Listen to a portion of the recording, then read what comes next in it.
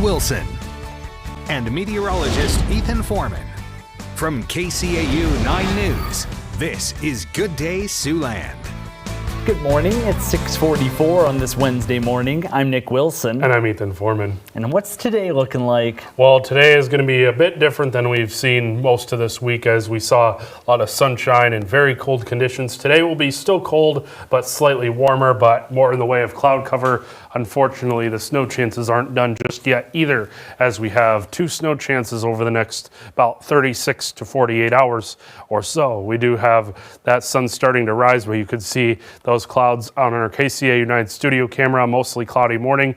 Be aware that there are still some patchy ice across the area, even though these show mostly normal conditions in Iowa. Not all main roads are seeing normal conditions. Those temperatures are in the single digits and teens across the area as we see clouds move in, but wind chills are still below 0, especially to our east. Nice balmy 12 though in Neely, but we do have some colder weather on the way before a nice warm up. Those details are coming up in your full forecast.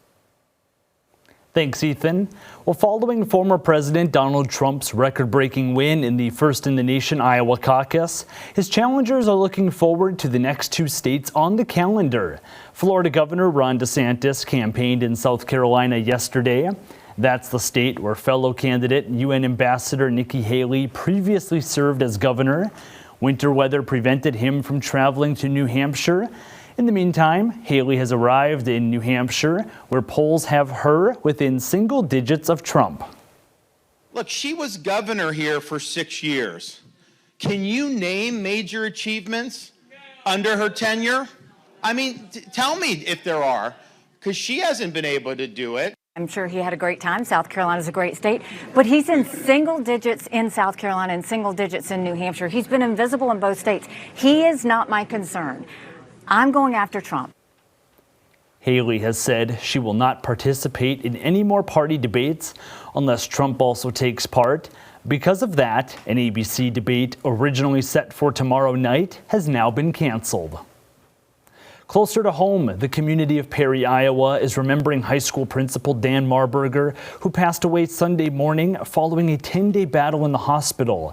Marburger was shot several times during the shooting at Perry High School earlier this month. He has been hailed as a hero after he put himself in harm's way to protect students. The shooting also took the life of 6th grader Amir Joliffe. Former students are sharing the impact Marburger had on their lives during his decades as principal. That includes a former student who received help from Marburger and his family when she became pregnant as a teenager. He cared. He watched students. I mean, it's not like I had really interacted with him before that. And so he watched, he saw me, he saw that I was in need. He went through their storage and found baby items that, they, had kept and maybe weren't going to use anymore, but that were still good. To put in perspective just how long Marburger served in his role as principal, Natalie's daughter is now grown and working toward her college degree. Well, meanwhile, one of the groups that rushed to help in the hours after the Perry School shooting could see a complete redesign during this year's Iowa State legislative session. There are a lot of wonderful AEA employees out there doing marvelous. Who do you think was at Perry first? AEAs.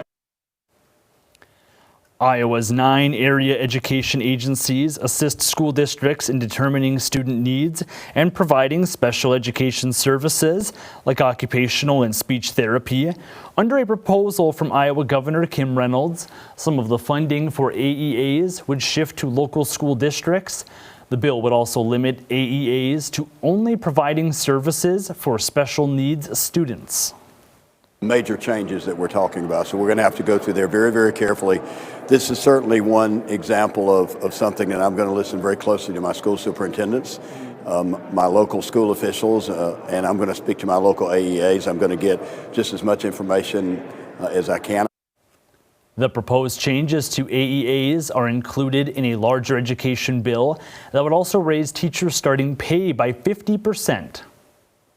Well, switching gears, time to meet today's Stray of the Day, and it's Still Waiting Wednesday. Every Wednesday, we feature a pet at Sioux City Animal Adoption and Rescue who's been waiting quite some time to find a forever home. That's right, and this is Humphrey, a 1 to 3 year old male Rottweiler that weighs about 75 pounds. He was found at the Sioux Gateway Airport in early December. The rescue says he's a sweet guy that loves people and other dogs. It just takes him a little while to warm up to new people. Humphrey is available for adoption now with reduced adoption fees.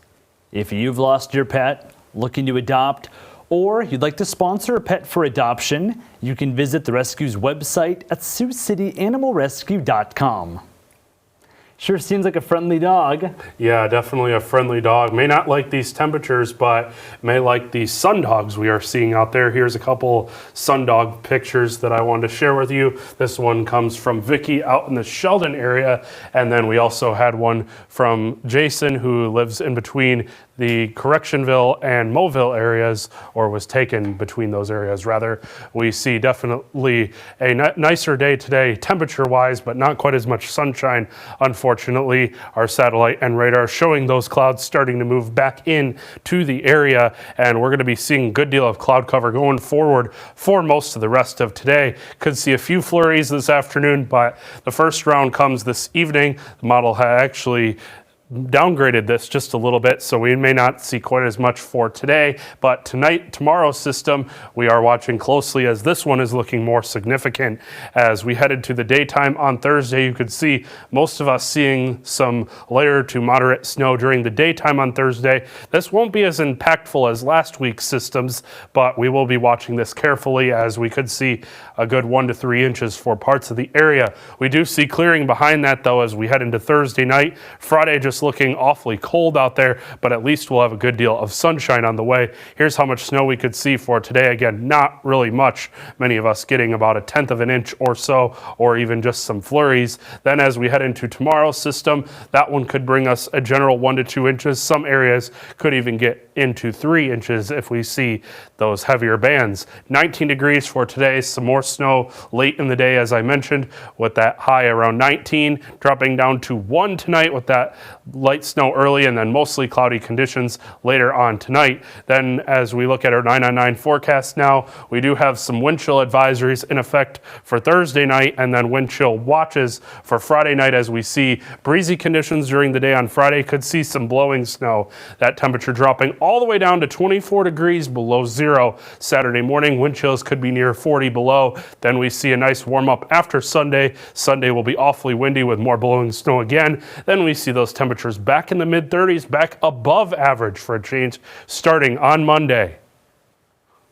Thanks, Ethan. Well, now we turn to sports, where local high school basketball teams are getting back into the swing of things after last week's winter weather. Anthony Mitchell has the highlights from a hometown doubleheader matchup right here in your morning sports wrap. Good morning, Siouxland. Let's start things out with our Sports Zone game of the night last night. It was a boys crosstown showdown between two of the top 3 teams in the MREC. It was Sioux City East taking on Bishop Heelan. The Crusaders won the first meeting of the season back on December 1st. East aiming to even the series with a big opportunity on the road. Both teams looking for a decisive win in conference play. Now, who's going to come away with that big W? Black Raiders led 29-22 at half. East High bringing the energy. Kick out to Chris Loggins. Count the 3. Visitors going up 15 points in the third quarter. Crusaders continue to battle Matt Nallshot offline, but Charlie Van Drager there to clean it up. Heelan cutting into the lead. Time winding down to the third quarter. Black Raiders on the move. Jang Ray recovers the offensive board, puts it back, beats the buzzer, gets it off just in time to boost East lead to 52-41. Black Raiders not skipping a beat in the final frame, throwing the lob to Fitzy Grant, Morningside signee with a team-high 19 points. Nave Youssef connects with Diego Alvarez. Cash money from 3. East High wins in a big team win, 68-54. It's really good to see. It lets us know that we don't got to rely on 1 or 2 or even 3 guys, that we have a whole team full of people that can contribute and help us win, so it's good. It feels good. It's a rivalry game for the last 50 years or more. East Heelan's it's a big deal regardless. They got us last time. We came out with a little more energy, a little more toughness tonight. I was proud of our guys. What a way to start the night last night. A statement win for Sioux City East, making a good push in the back half of the season, but staying with some more games. The same matchup actually on the girls' side. Sioux City East taking on unbeaten Bishop Heelan for a top 15 battle. Heelan won the last meeting on December 1st in tight fashion, but East has been playing its best ball, riding a 3-game win streak. First quarter we go. Trishelle Miller of East High back from injury, crosses over her defender, drives in, gets another around. Off the glass to go. Crusaders answering back. The ball going down low to Abby Lee. Dribbles to the center of the paint. Spin-a-rama. Hits the short jumper. Gets it a fall for 2 later. The home team with some rapid passes. Finishing it off with Maddie LaFleur. Driving in for the easy bucket. Crusaders going up a pair of points. And the home team not skipping a beat. Brooklyn Stanley then connecting twice from 3-point land to extend Bishop Heelan's lead. Crusaders go on to beat the Black Raiders 62-42. And finally, a look at our girls basketball player of the week coming from the Siouxland Conference. MLC Floyd Valley's Addie Jaltima had a huge showing for the Lady Dutch. The sophomore game-high 23 points and the win over Boynton Hall last night, netting 5 triples in the process. Congrats, Addie, on the honor. And that'll be all for sports. Have a good day, Siouxland. Now let's take a look at this morning's top stories, what you need to know before you go. We're getting a clearer picture of when Woodbury County's new jail and law enforcement center will be fully operational. The Law Enforcement Center Authority shared an update at last night's weekly Board of Supervisors meeting. The LEC Authority also gathered for their first meeting in the new year.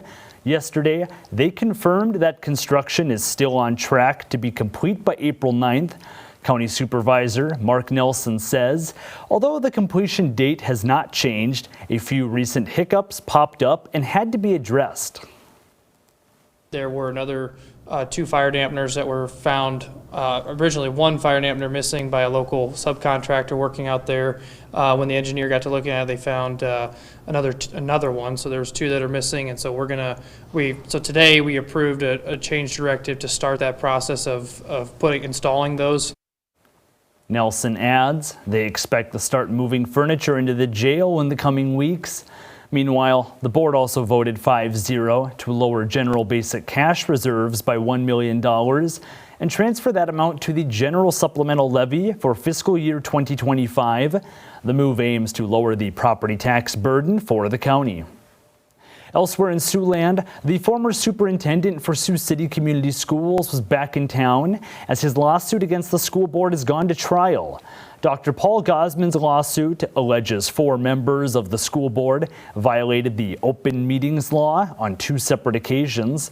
The suit claims that 2 meetings held in 2022 were not open to the public and were allegedly held to discuss Dr. Gosman. School board member Dan Greenwell explained that those meetings were part of Gosman's annual evaluations. There's a section that says the board may discuss its evaluation of the superintendent in closed session upon a request from the superintendent, and if the board determines its discussion in open session will needlessly and irreparably injure the superintendent's reputation. Dr. Gosman is asking the courts to remove the board members in question should the judge rule the board did violate the law. 3 of those 4 board members are still serving. Also related to the case, Greenwell filed a complaint against Gosman with the Iowa Board of Educational Examiners. That complaint has not been heard yet.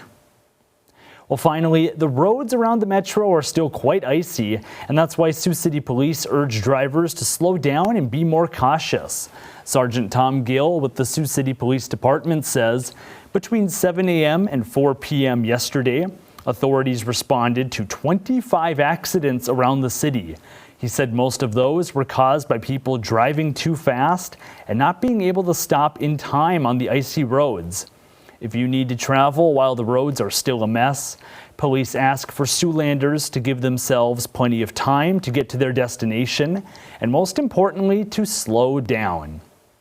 And these temperatures probably aren't going to help the road conditions. No, they're not. Definitely great advice from the Sioux City Police Department. Slow down out there as a bunch of those roads are still quite icy. Here's a look at your forecast for today. Mostly cloudy, and we see that light snow late and a high of 19. Then we fall down to 1 degree tonight as we see that snow mainly early, and now that sunset at 5:20 this evening, so we're going in the right direction. We see that snow, though, for Thursday could see as much as 1 to 3 inches across the area, but unfortunately our temperatures don't go the other way until we get past Saturday. We do see lows below zero on Thursday night and to Friday, and especially Saturday morning as we see those lows near 25 degrees below zero. We do warm up though next week with a chance at a wintry mix coming our way on Wednesday. Friday and Saturday looking pretty cold. Yep, bundle up. Yeah, not looking forward to that. Well, thanks for watching. KCAU 9 News will return at 11:30.